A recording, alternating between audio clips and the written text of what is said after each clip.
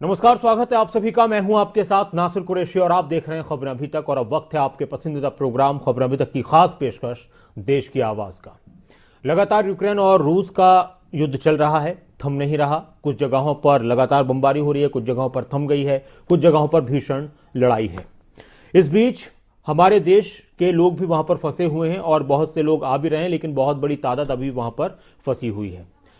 और कल भी हमने इस पर बात की थी, आज भी हम बहुत से लोगों से बात करेंगे, उनके परिजनों से बात करेंगे, क्योंकि अब बिल्कुल ही बातचीत लगभग वहां पर अब क्या सिस्टम कर दिया है कुछ जगहों पर जहां ज्यादा तेज लड़ाई है और खासतौर से राजधानी कीव में, कि कुछ देर के लिए मोबाइल बंद करा दिए वहां पर उन्होंने स्टूडेंट्स के और भी लोगों के। और कुछ देर के लिए, 1 घंटे के बाद, 2 घंटे के बाद वो थोड़ी देर के लिए 1-2 मिनट के लिए खोलते हैं ताकि वो अपने परिवार के लोगों से बात करें। उसके बाद फिर मोबाइल्स को बंद करा दिया जाता है। तो अब और ज्यादा बहुत से लोग परेशान हैं। और एक राहत की बात यह भी है कि बहुत से लोग वापस भी आए हैं। कल रात को जहाज आया था वहां से, उसके बाद फिर एक और जहाज आया, फिर आज भी एक और जहाज आया।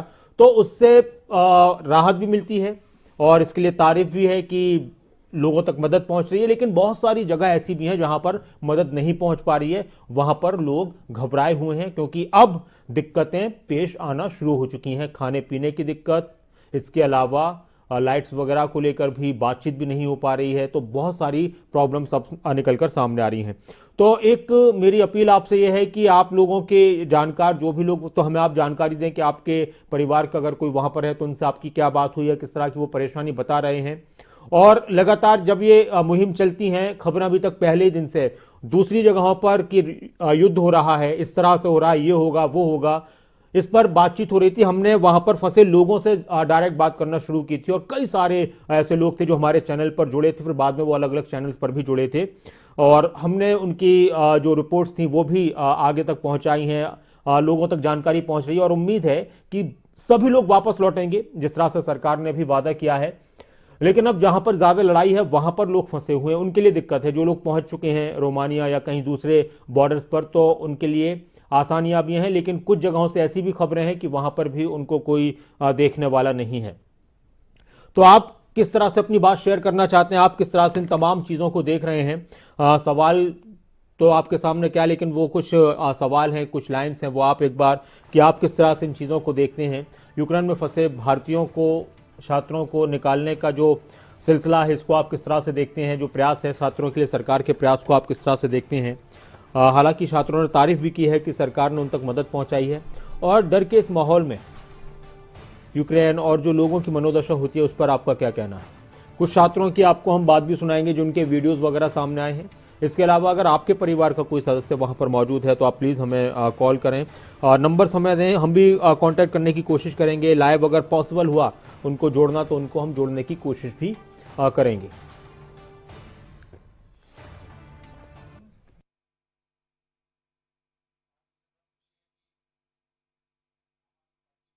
वीडियोस वगैरह आए थे वो भी मैं आपको दिखाऊंगा। लेकिन कुछ लोग जो वहाँ पर हैं, जो स्टूडेंट्स हैं, उनके परिवार के जो लोग हैं, उनसे भी हम बात करेंगे। लेकिन अब जो स्थिति है वो बहुत भीषण वहाँ पर होती जा रही है। बातचीत की पेशकश रूस ने की थी कि बेलारूस में हम बात कर लेंगे, लेकिन यूक्रेन ने उसको ठुकरा दिया है। यूक्रेन के जो लोग हैं वो भी अब अपने देश के लिए अपनी जान कुर्बान करने की बात कर रहे हैं। लड़ाई है, दोनों देशों की अपनी अपनी बातें हैं। और जब किसी पर अटैक होता है, हमला होता है, कोई कमज़ोर महसूस होता है, तो लोगों की भावनाएं उसके साथ जुड़ती हैं। इस बीच एक बहुत बड़ी और एक अच्छी खबर यह आई थी, हमारे ही देश हरियाणा की एक लड़की, चरखी दादरी की रहने वाली एक लड़की नेहा सांगवान। तो उनके बारे में पता चला कि उनके, जो वो लड़की जहां रहती थी पेइंग गेस्ट के तौर पर, जहां उन्होंने अपने रहने के लिए किराए पर घर लिया था, तो उस परिवार के जो लोग थे उसमें एक महिला है, उनके 3 बच्चे हैं। तो उनके जो पति हैं, हम्म, अच्छा, लड़की के बारे में मैं आपको बता रहा था। तो उस लड़की ने यह कह दिया कि मैं इस परिवार को छोड़कर नहीं जाऊंगी। और इस वक्त हमारे साथ गौरव गुप्ता जी जुड़ चुके हैं। निकुंज जो एक छात्र हैं वो वहां पर फंसे हुए हैं, उनके पिता हैं। गौरव गुप्ता जी, कैसे हैं आप? मैं ठीक हूँ सर। जी सर, आपकी निकुंज से कब बात हुई और अभी क्या स्थिति है, किस तरह से आप तक बातें पहुंची उनके जरिए? निकुंज से जस्ट आधे घंटे पहले मेरी व्हाट्सएप पे बात हुई है। जी। सिर्फ 2 मिनट के लिए जी। कि वो ठीक है, लेकिन वहाँ पर फूड की बहुत ज्यादा दिक्कत आ रही है उनको हॉस्टल्स के अंदर फूड भी, की? क्योंकि खाना आज शाम तक का ही है उन लोगों के पास। अच्छा अच्छा। ये गौरव जी, निकुंज कीव के अंदर है अभी? ये खार्किव में है सर। खार्किव में? और खार्किव में भी बताया जा रहा है कि इस टाइम पर काफी, वहां भी लड़ाई काफी भीषण हो रही है। वहाँ पर आमने सामने की लड़ाई हो रही है इस टाइम पर, जो सुनने में आ रहा है जी कि जी जी दोनों जी। सेनाएं आमने सामने हैं इस टाइम पर। हाँ हाँ, वहां भी मैं पढ़ रहा था हाँ तो जी। भीषण युद्ध खार्किव में इस वक्त हो रहा है और रूस की सेना को चुनौती भी दे रही है यूक्रेन की सेना और वहां के लोग। तो निकुंज ने क्या बताया कि अब खाने पीने का शाम तक का ही सामान है सिर्फ उनके पास? बिल्कुल सर, जहाँ पर निकुंज है वहाँ पर टोटल 1000 बच्चे हैं और वहाँ पर खाने का सामान खत्म हो रहा है। तो इसके लिए गवर्नमेंट से बस यही अपील है कि जल्दी से जल्दी इनको रेस्क्यू किया जाए, थ्रू रूस बॉर्डर निकाला जाए, क्योंकि सबसे नजदीक इनके पास रूस का बॉर्डर पड़ता है और उसी के थ्रू बच्चों को रेस्क्यू करके निकाला जाए। अगर हमारे रूस के थ्रू निकाला जाता है तो ये बच्चे 4 से 5 घंटे में वहां से रेस्क्यू कौन सा बता रहे हैं? बेलारूस? सर बेलारूस नहीं, ये रूस से मैंने आपको रूस भी का थोड़ी देर बॉर्डर? पहले अच्छा। भी- रूस के बॉर्डर से जी। 93 किलोमीटर के अच्छा ऊपर अच्छा अच्छा। रूस का इंटरनेशनल एयरपोर्ट है जहाँ जी। से हम उनको निकाल सकते हैं। यानी रूस में उनको भेजा जाए, वहां से उनको, और रूस से हमारे अच्छे ताल्लुकात हैं, दोस्ती है, तो आसानी से हो भी सकती हैं इसीलिए सारी हम चीजें। बार बार ये इसको ऊपर कहें कि अगर हमारा रूस से बोलते, रूस के हमारे बहुत अच्छे रिलेशन है पिछले 40-50 साल से। जी जी जी जी। तो आपने एक बताया गया मुझे कि आपने पत्र भी लिखा है पीएमओ को?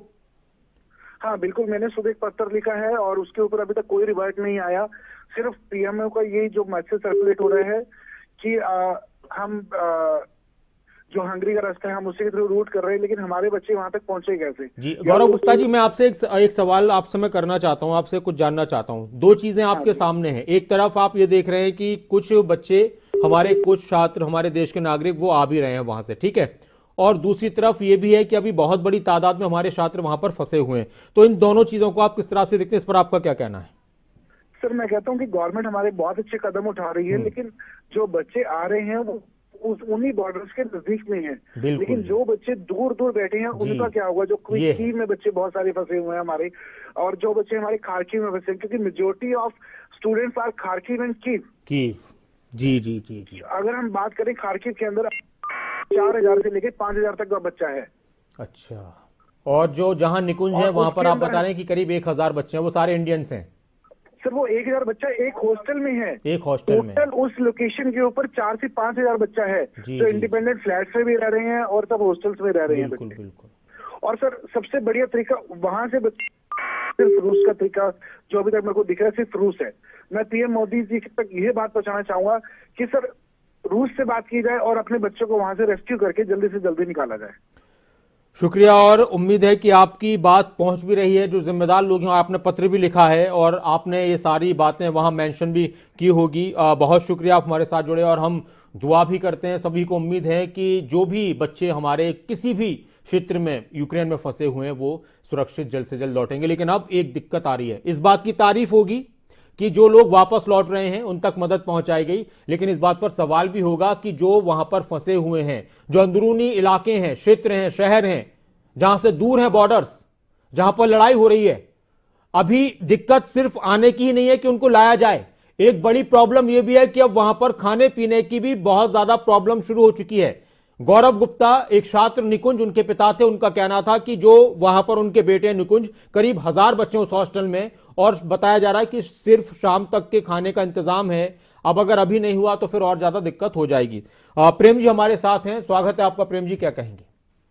नमस्कार सर। जी सर, कहिए। सर मैं तो आपकी बात से सहमत हूँ कि जो बच्चे आए, कुल में 700 बच्चे आए, 20,000 आदमी हमारे वहाँ फंसे हैं जी। सर। सोचने की चीज है कि 15 तारीख को ये चीज बोली गई थी कि वहाँ पे ये आक्रमण हो रहा है और देशों ने अपने बच्चों को निकाल लिया, लेकिन यहाँ पे अगर ये सोचा जाए तो अभी आप जो खाने पीने की बोल रहे हैं सर, वहाँ पीने का पानी तक बच्चों के पास। हाँ, तो खाना पीना दोनों अगर ये चीज हो नहीं गई ना निकाल सर। सकते हैं तो कोई नहीं सर, पानी की मतलब एक और होता है, खाना पीना मिला तो अच्छा, पानी चलिए, मिला कैसे? खाना पीना भी और खाना है भी। कि हाँ, तो सोचने की चीज ये है सर कि अगर वो नहीं निकाल पा रहे हैं तो वहाँ अपने आदमियों से कम पानी और खाने का बंदोबस्त तो करवा सकते हैं ना जी। और दूसरी बात है, आज अगर सोचे अगर अगर अगर हमारी भारत सरकार ज्यादा ध्यान देती तो सर ये 500-700 ही बच्चे नहीं आते, बहुत से बच्चे आ जाते हैं। जब इन्होंने कहा कि रूस की सीमा ओनली 93 किलोमीटर है, वहाँ से अगर वो उनके अच्छे संबंध है तो निकाल सकते हैं। खाली मोदी जी से बात हो गई, बात हो जाने के बाद कुछ सर देखने की चीज है सर, वो लगे हैं मोदी जी लगे हैं अपने इलेक्शन में,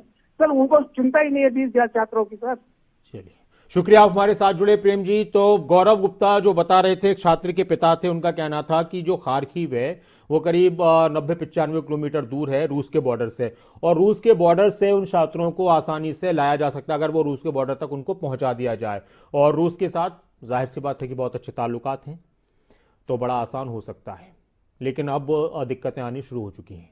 एक और बच्ची हैं वहाँ पर, महक, जो पढ़ने के लिए गई हैं, उनके पिता अश्वनी जी हमारे साथ जुड़ गए हैं सिरसा से। अश्वनी जी, आप कैसे हैं? ठीक है सर? हाँ जी बस। अश्वनी जी, महक से आपकी बात हुई, वो अभी कहाँ पर हैं और क्या बताया उन्होंने? खारकीव में। खारकीव में है वो भी? अच्छा अच्छा अच्छा। तो आपकी कब बात हुई थी महक से? आज सुबह हुई। सुबह। तो उन्होंने क्या बताया, किस तरह की प्रॉब्लम सब सामने आ रही हैं, किस तरह की मदद की बात उन तक पहुंची है? मदद की बात तो कोई पहुंची नहीं थी अभी। अच्छा। बाकी जो उनके कॉन्ट्रैक्टर है, जो एजेंट है, वो काफी अच्छा ध्यान रख रहे हैं उनका। अच्छा। तो उनको कोई दिक्कत नहीं हुई खाने पीने की। हाँ हाँ। तो बाकी अगर ये दंबा खींचता है तो गवर्नमेंट ऑफ इंडिया को कुछ करना। जी जी जी जी। तो आपकी वहाँ अपने सिरसा में किसी से बात हुई है? प्रशासन से आपने बात की है? आपसे कोई दूतावास से संपर्क हुआ है आपका? नहीं जी, हम आज दिल्ली जा रहे हैं। अच्छा, आप जा रहे हैं दिल्ली? हाँ जी। मतलब सरकार से मिलने के लिए, मतलब किसी से मिलने के लिए आप? हाँ जी हाँ जी जी जी जी। भारतीय जो अपनी है एम्बेसी। शुक्रिया। देखिए, आप भी अपना ख्याल रखें। और महक के बारे में बता रहे थे अश्वनी जी, इनके पिता है महक, एक हमारी छात्र है, बच्ची है, वो वहाँ पर फंसी हुई हैं खारकीव में। और खारकीव को मैं आपको बता रहा था, तो खारकीव में भी इस वक्त लड़ाई काफ़ी वहाँ पर बताया जा रहा है कि हो रही है इस वक्त। अच्छी खासी लड़ाई वहाँ पर इस वक्त चल रही है दोनों ही देशों के बीच, और काफ़ी बच्चे, करीब 4 से 5 हज़ार बच्चे, करीब 4,000 बच्चे खारकीव में फंसे हुए हैं। और नितेश जी हमारे एक दर्शक हमारे साथ हैं, स्वागत है आपको। नितेश जी, क्या कहेंगे?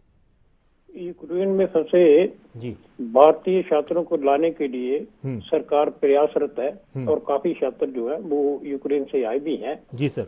एक बात और है कि हमारे ज्यादातर छात्र जो है वो विदेशों में पढ़ाई करने के लिए, MBBS की पढ़ाई करने के लिए गए हैं जी। तो क्या हमारे भारतवर्ष में पढ़ाई इतनी महंगी है कि छात्रों को विदेश में ही जाना पड़ रहा है? मुझे जब तक जानकारी है कि अगर भारतवर्ष में MBBS करनी हो तो 1 करोड़ रुपया कम से कम चाहिए।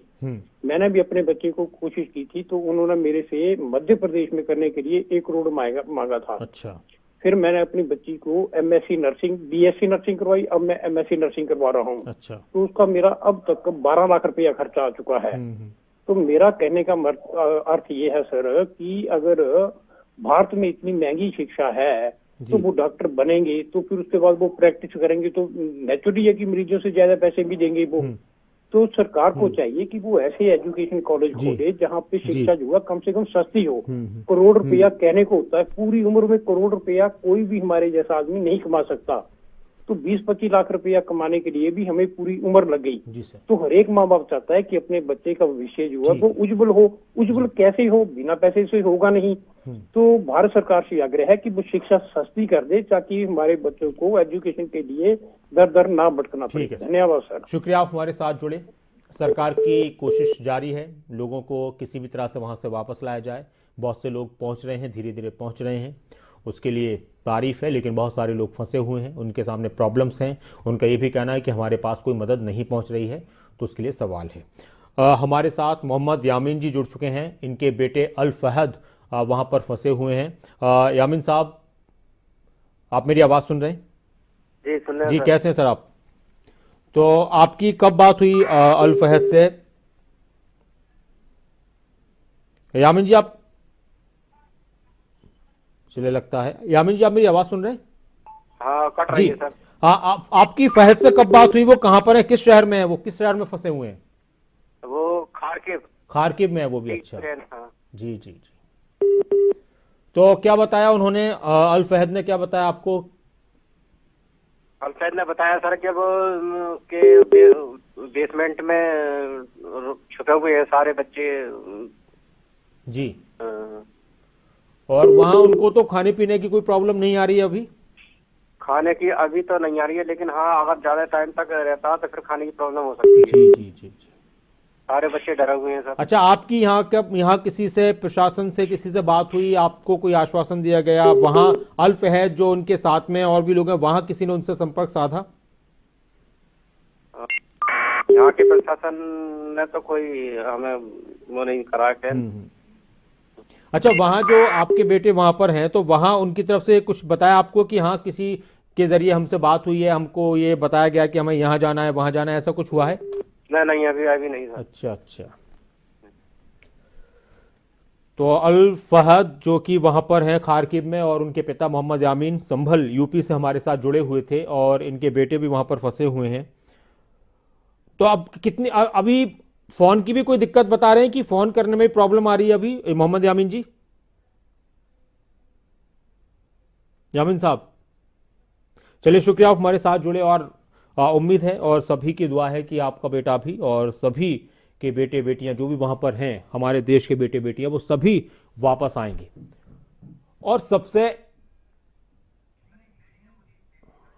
अच्छा, एक कॉलर, एक दर्शक हमारे साथ हैं, मुनीश देवी जी हमारे साथ हैं राजस्थान से। मैम स्वागत है आपका, क्या कहेंगी?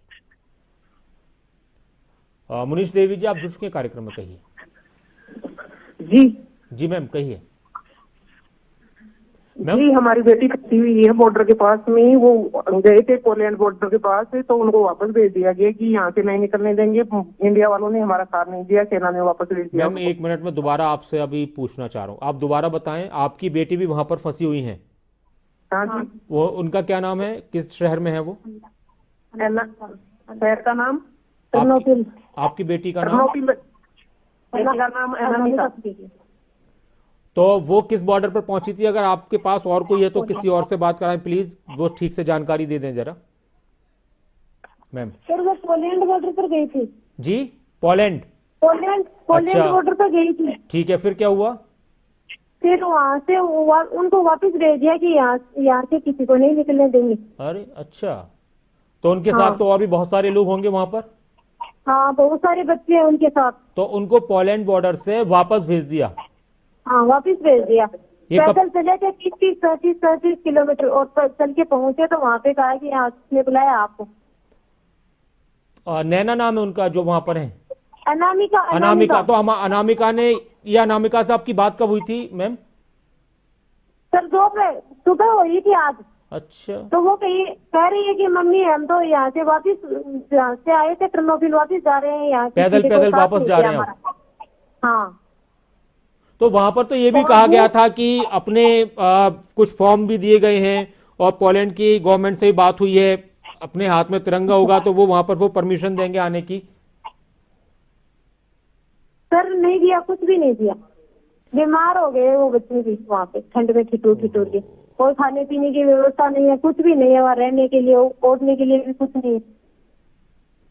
फिर आपने, अच्छा, और वहाँ जो एम्बेसी अपनी दूतावास है तो उनका भी नहीं, दूतावास का कोई साथ नहीं है वहाँ पे, कोई दूतावास वाला आया ही नहीं, बात करने के लिए नहीं है।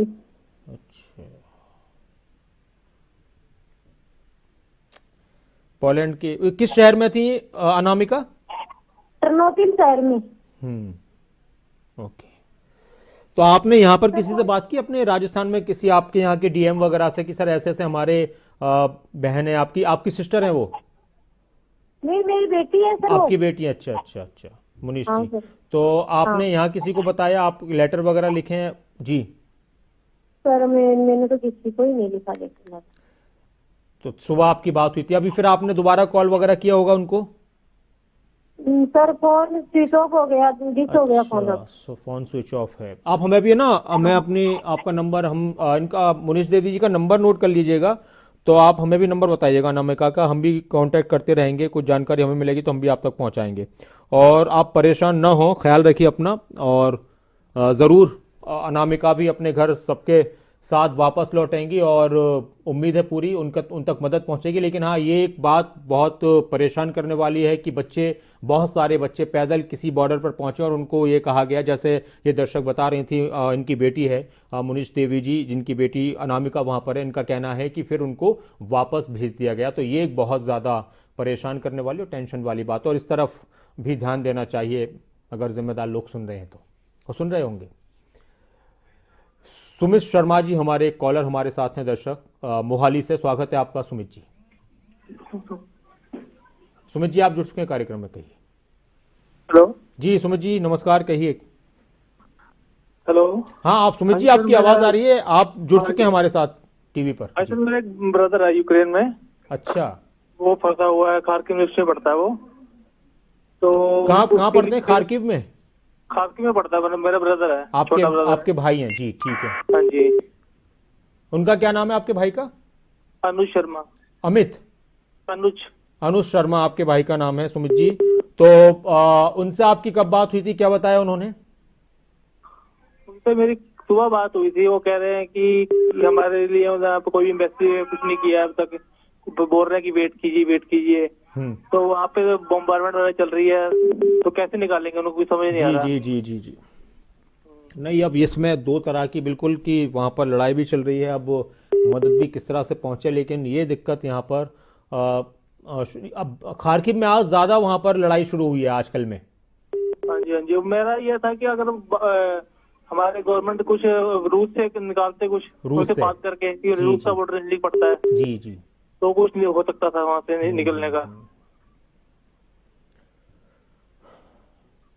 उनका नंबर अभी चालू है अनुष्का, या बंद है? उनका व्हाट्सएप नंबर है जी। अच्छा, मैं आपसे नंबर ले लेंगे, हम भी उनसे कांटेक्ट करेंगे अनुज से। और आप भी आप क्या करते हैं सुमित जी? मैं तो मोहाली में जॉब करता हूँ। अच्छा, आप जॉब करते हैं। तो कब गए थे अनुज पढ़ने के लिए वहाँ? वो तो पिछले साल गया था जी, फर्स्ट ईयर। अच्छा, फर्स्ट ईयर है उनकी। ये बहुत शुक्रिया आप हमारे साथ जुड़े, और इसके ज़रिए पता भी चल रहा है दो चीज़ें हैं। मैं एक बार फिर से अपने दर्शकों को बता दूं, हमारे देश के लोगों को, हमारे बहुत सारे देश के लोग, हमारे बहुत सारे छात्र, हमारे नागरिक वापस आ रहे हैं। सरकार ने उनके लिए इंतजाम किए हैं, अच्छी बात है, और उसकी तारीफ़ भी हो रही है कि भारतीय सरकार अपने नागरिकों का हर तरह से ख्याल रख रही है। हमारे बहुत सारे नागरिक ऐसे हैं जो अभी वहाँ पर फंसे हुए हैं और उन तक मदद नहीं पहुँच रही है। अब एक अपील बार बार जो लोग कर रहे हैं, बहुत सारे लोग खार्किव में जो बच्चे पढ़ रहे हैं, ख़ासतौर से करीब एक दर्शक बता रहे थे कि करीब 4 से 5,000, 4,000 या 3,000 बच्चे हमारे यहाँ के होंगे, और रूस का बॉर्डर पास में है, 90 किलोमीटर के आसपास है, 95 या 100 किलोमीटर के आसपास है।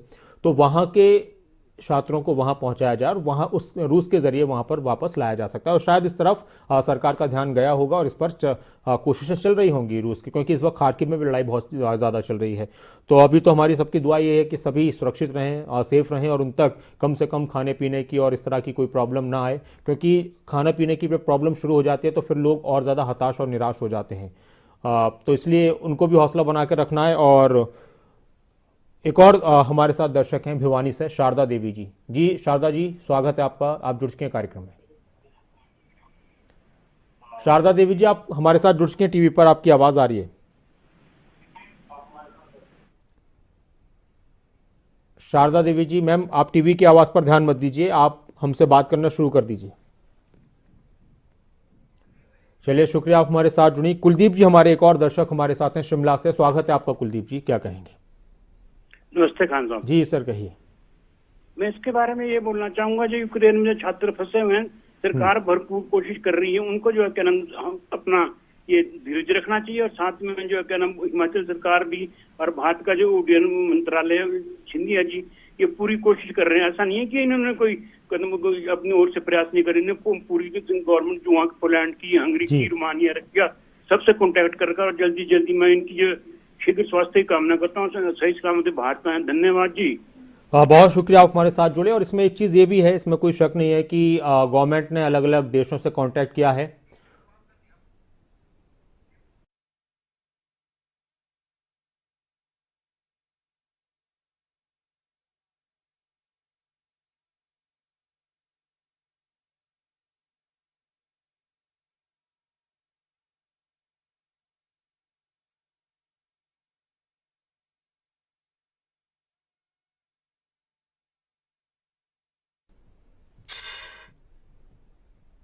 हम लगातार इस कार्यक्रम में बने रहेंगे और देश की आवाज़ में आप लोग कॉल कीजिए, आपके कोई जानकार परिवार के लोग वहाँ पर हैं। इसके अलावा हम भी जिन के नंबर हमारे पास हैं तो उनसे बात करने की कोशिश करेंगे कि क्या स्थिति है और किस तरह की प्रॉब्लम्स आ रही हैं, किस तरह की मदद मिल रही है। एक छोटे से ब्रेक के बाद जल्द लौटते हैं।